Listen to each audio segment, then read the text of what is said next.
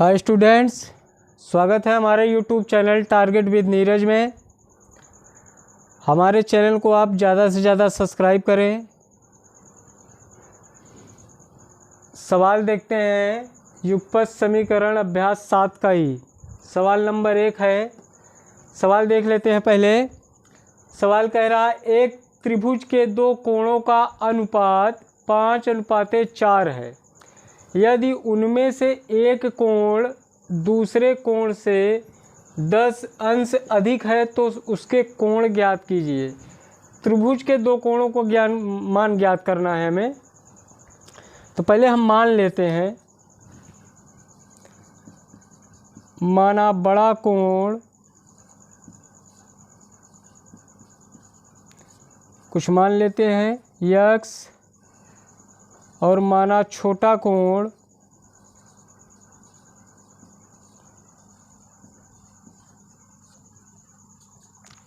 y है। अब इसके हम ध्यान देते हैं दो शर्तों को। तो प्रथम शर्त के अनुसार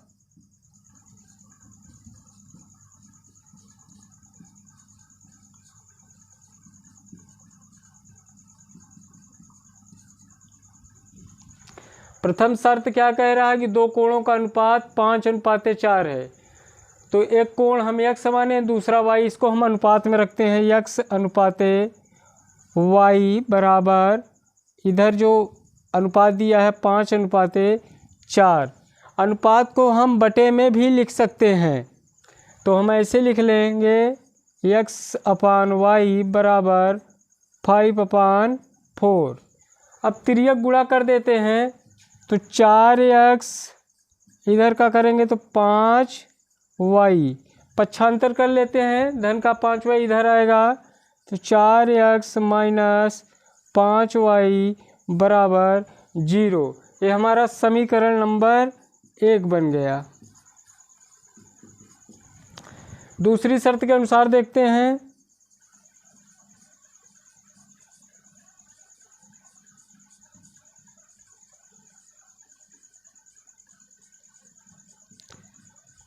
दूसरी शर्त हमारा कह रहा है कि उनमें से एक कोण दूसरे कोण से 10 अधिक है।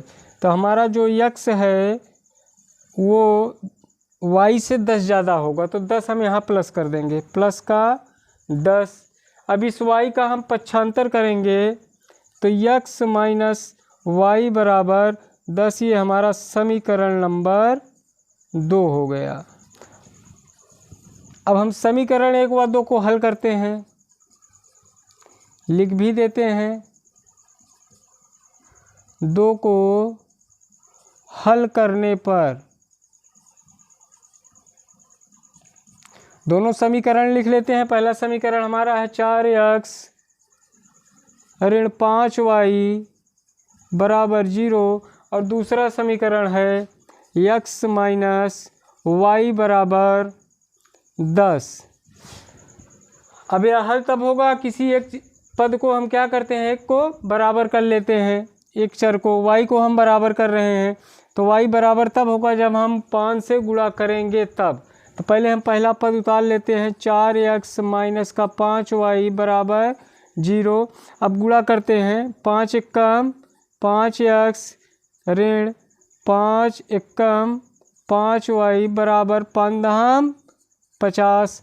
हल करते हैं। एक चर को विलोप करना है। विलोप तब होगा, चर के जो मान थे, जो संख्या थी वो तो बराबर हो गया है, लेकिन इसके चिन्ह भी बदलने होंगे। तो इस ऋण को हमें धन करना होगा। कब होगा, जब हम लिखेंगे घटाने पर और करेंगे भी। तो घटाने पर तो नीचे के सभी चिन्ह बदल जाएंगे। धन था ऋण हो गया, ऋण है धन हो गया, और ये धन है ऋण हो गया। अब हमारा जो नया चिन्ह प्राप्त है हमें उसी से मतलब, इस चिन्ह से मतलब नहीं है। तो धन ऋण का गुणा, ऋण 5 से 4 गए, x ऋण की संख्या अधिक है इसलिए यहाँ पर ऋण लग गया। ऋण का 5y धन का 5y आपस में विलोप हो गए, कट गए, बराबर ऋण का 50। ऋण से ऋण कट गया, x का मान 50 आ गया। y का मान भी निकाल लेते हैं तो हमारे कोणों के मान निकल आएंगे। तो हम y का मान कैसे निकालेंगे, x के मान को किसी भी समीकरण में रख देते हैं। x के मान को समीकरण 2 में रख देते हैं, 1 में रख देते हैं, 2 में रख देते हैं।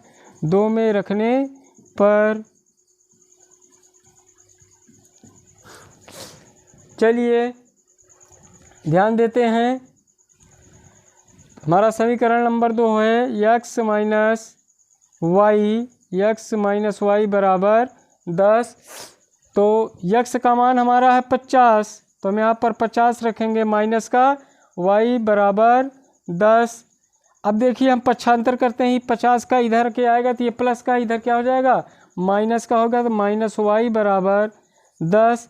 50 इधर आया, ऋण का 50, ऋण y बराबर है धन ऋण का गुणा, ऋण 50 से 10 गए, ऋण का 40, ऋण की संख्या अधिक है, ऋण से ऋण कट गया, y का मान 40 आ गया। अब यहाँ हम कोण लिख देते हैं, अतः कोण क्या हो जाएंगे,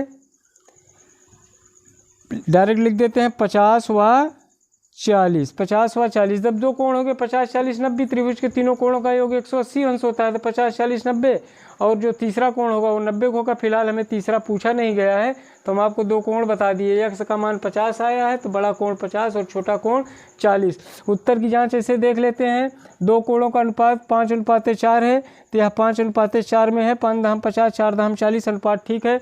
बच्चे करके भी देख लेंगे, यदि उनमें से एक कोण दूसरे कोण से 10 अधिक है तो 40 और 50, इनका देखिए 50 कितना ज़्यादा है, 40 से 10 ज़्यादा है। तो आपके दोनों आंसर की जांच भी हो गई, सरल है, आप कर सकते हैं। और मैं हम बताए भी हैं, दिखाए भी हैं, समझा भी दिए हैं, समझ सकते हैं। सवाल उतार लें, इसके बाद आगे की सवाल ध्यान देते हैं। आगे देखते हैं सवाल नंबर 2। सवाल नंबर हमने आपको एक बता दिया था, बड़ा कोण छोटा कोण मान के वहाँ आप पहला कोण दूसरा कोण भी मान सकते हैं। फिलहाल ध्यान दीजिए सवाल नंबर 2 पर। दो कोटिपूरक कोण इस प्रकार हैं कि छोटा कोण दूसरे कोण के 3/5 गुने से 10 अंश अधिक है। कोणों के मान ज्ञात कीजिए। तो हम ध्यान देते हैं, कोटिपूरक है तो पहली शर्त हमारी यही रहेगी, पहली शर्त हमारी यही रहेगी। तो हम मान लेते हैं, माना छोटे लिख देते हैं, माना छोटा कोण कुछ मान लें बराबर x और बड़ा कोण बराबर कुछ मान ले, बड़ा छोटा कहीं पर भी, बड़ा कोण बराबर y। बड़ा कोण x को मान सकते थे, छोटा y को मान लेते, मान लिए थे, कोई दिक्कत है नहीं। लगाते हैं, ध्यान देते हैं, पहली शर्त हमारी यही है। प्रथम शर्त लिख देते हैं, प्रथम शर्त के अनुसार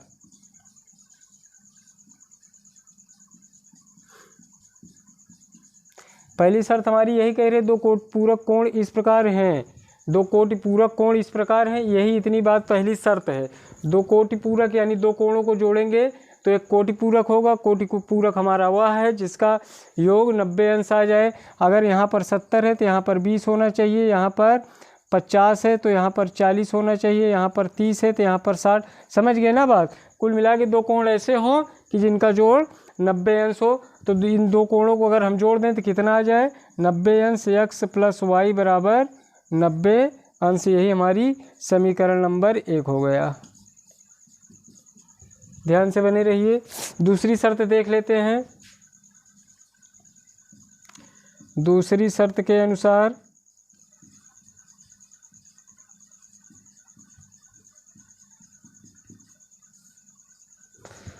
दूसरी शर्त क्या कह रही है कि छोटा कोण दूसरे कोण के, छोटा कोण यहाँ भी लिखा है, देख सकते थे। फिलहाल छोटा कोण बड़े कोण यानी दूसरे कोण के, यानी बड़ा कोण क्या है, y है 3/5 गुने, तो 3/5 गुने से 10 अधिक है, 10 अधिक है। ठीक है, ध्यान देते हैं। तो इसको हल करते हैं। पहले इस पूरा चर को हम इधर उठा लेते हैं, 3/5 y को हम इधर उठा के लाते हैं, तो यह हो जाएगा x माइनस 3/5 y बराबर 10। एलसीएम ले लेते हैं, एलसीएम लेंगे तो 5 1 पंचे 5, फिर 5x माइनस 5 एकम 5, 1 तिक्के 3y बराबर 10। अब देखिए समीकरण बनाते हैं, 5x माइनस 3y बराबर, ये 5 इधर आएगा, भाग से गुणा कर देगा, 5 दाम 50। ये हमारा समीकरण नंबर 2 बन गया। ठीक, अब इधर समीकरण 1 व 2 को हल कर लेते हैं। इरेज कर दें इसे हम।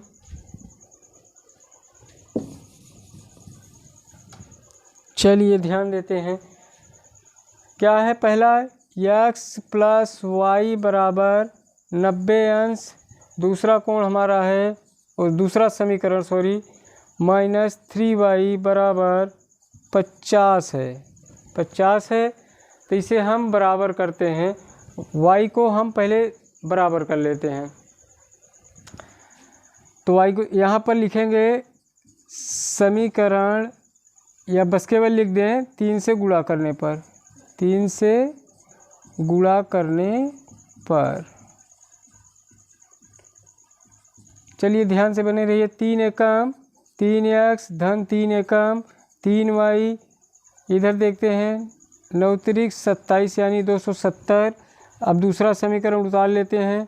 5x ऋण 3y बराबर 50। चलिए हल कर लेते हैं। धन धन का गुणा, धन चिन्ह बदलने की ज़रूरत है नहीं। 8x धन का 3y ऋण का 3y कट गए आपस में, यहाँ धन ही है। 0 7 5 12 2 1 3। ठीक, तो ये हमारा अभी x का मान निकलेगा तो 320। ये 8 हमारा गुणे में था, इधर आके भाग करेगा तो x बराबर 8 से काट देते हैं। 8 चौक 32, 8 0 0 बराबर 40 है। कितना आ गया? 40 आ गया। ठीक, अब y का मान निकालते हैं। तो x का मान समीकरण 1 में रखने पर, 1 में रखने पर समीकरण 1 हमारा है x + y बराबर 90 अंश। तो x का मान है 40, तो x के स्थान पर 40 + y बराबर 90।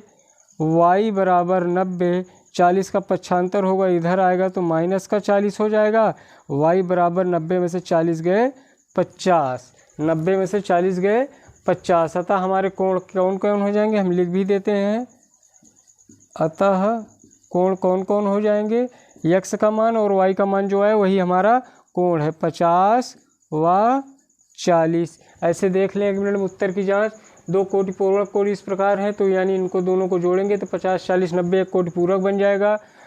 और इसके बाद क्या कहते हैं, 1 मिनट यहाँ देखना पड़ेगा।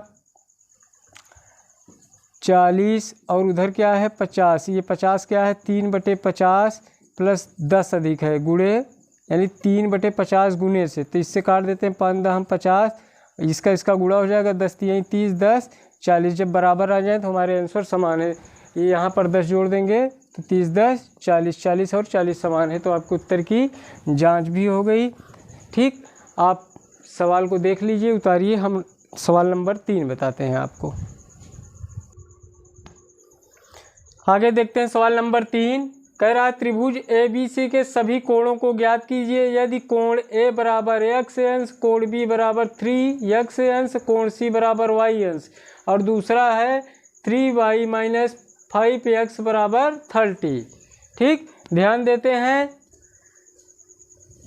यहाँ पर लगभग आपकी सवालें तैयार ही, बस थोड़ा सा ध्यान देना है। पहली बात तो जो अभी तक हमें मानना पड़ता था, मानना होना नहीं पड़ेगा, मनवाते मनवाते भी खुद ही मान गया है। ध्यान दीजिएगा सवाल, तो यहाँ कुछ मानना नहीं है, खुद जो लिखा है उसी को मानना है। माना कोण A बराबर x अंश, कोण B बराबर 3x अंश, कोण C बराबर y अंश। यहाँ पर ये खुद ही माना है। अब ध्यान दीजिएगा, त्रिभुज के तीनों कोण ज्ञात करने की बात कर रहा है। तो त्रिभुज के 1 2 3 कोण दिए गए हैं। आपको पता हो, अपने पिछली कक्षाओं में भी बताया, नहीं बताया तो ध्यान दीजिए अगर अभी आप तक नहीं समझे हैं तो। त्रिभुज के तीनों कोणों का योग जो होता है वो 180 अंश का होता है। कितने का होता है? 180 अंश। तो उसी 180 अंश को ध्यान में रख कर ये हमारा प्रथम शर्त तैयार हो जाएगा। कैसे? कोण A प्लस कोण B प्लस कोण C बराबर 180 अंश, यानी ABC तीनों कोणों को अगर हम जोड़ देते हैं तो 180 अंश हो जाएगा। तो ध्यान से बने रहिए, ध्यान दीजिएगा।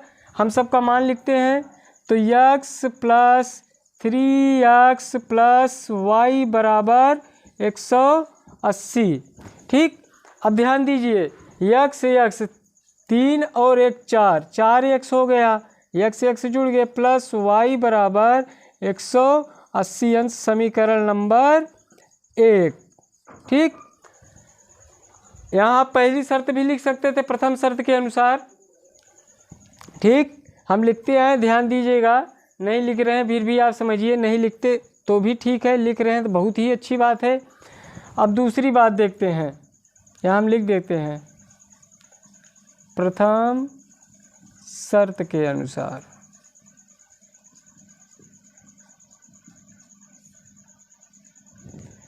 द्वितीय शर्त के अनुसार।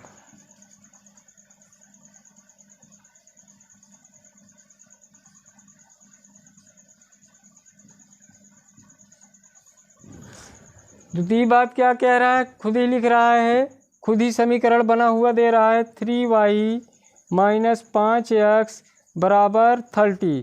हम क्या करते हो, x के चर को पहले कर लेते हैं। माइनस 5x धन 3y बराबर 30 समीकरण नंबर 2। ठीक, यहाँ पर ज़्यादा कुछ करना नहीं था, सब बने थे, केवल लिखना था। यह भी पूरा लिखा था समीकरण नंबर 2। अब समीकरण 1 व 2 को हल करते हैं।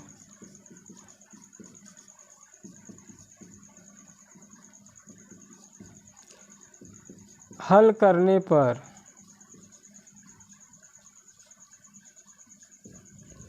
चलिए दोनों समीकरण हम लिख लेते हैं। 4x प्लस वाई बराबर 180, ये हमारा है माइनस का 5x प्लस 3y बराबर 30। ठीक, इधर ध्यान देते हैं। अब यहाँ हम चाहे y को बराबर करें चाहे x को, तो x को बराबर करने के लिए समीकरण 2 में 4 से व समीकरण 1 में 5 से गुणा करना पड़ेगा, और y को बराबर करने के लिए केवल एक ही समीकरण में गुणा करना पड़ेगा। किससे? 3 से गुणा करने पर।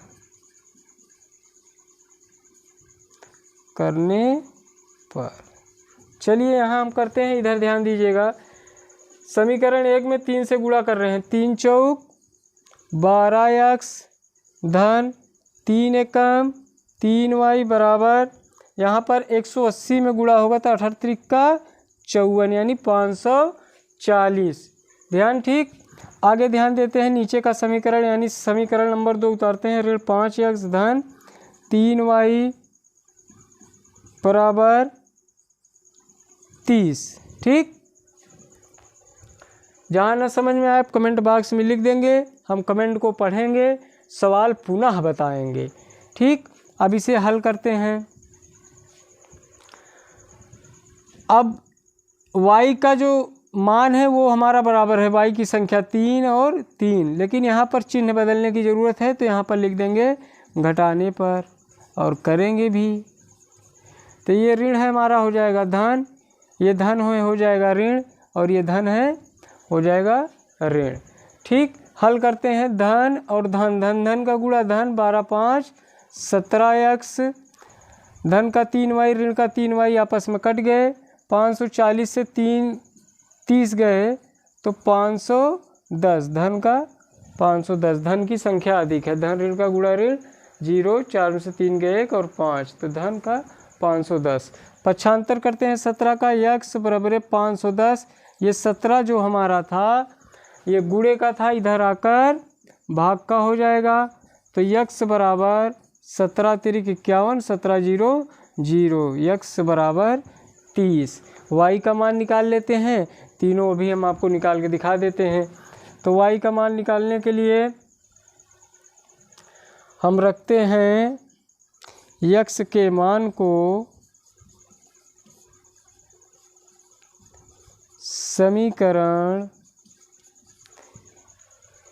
1 में रख दें या 2 में, चलिए 1 में ही रख लेते हैं। 1 में रखने पर